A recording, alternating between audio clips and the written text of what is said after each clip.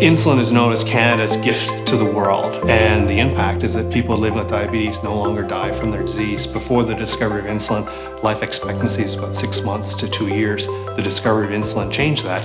Frederick Banting was a struggling physician here in London, Ontario.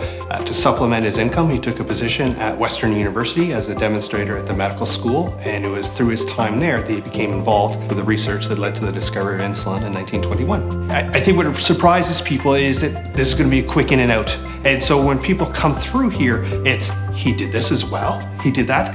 It's really an incredible space to be in because one of our taglines is discover the man you thought you knew. We know Banting for the discovery of insulin, but he was a war hero in the First World War, was killed in the Second World War, painted with the group of 7. So it's a really diverse and interesting story and collection.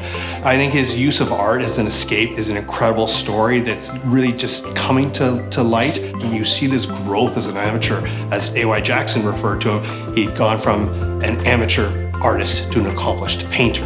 We do have some wood carvings as well, and some pencil drawings. So he's very diverse in the mediums that he worked in. But it's a multi-layered story that Banting represents, and it's a Canadian story. He represents in many ways, the first 40, 50 years of Canada.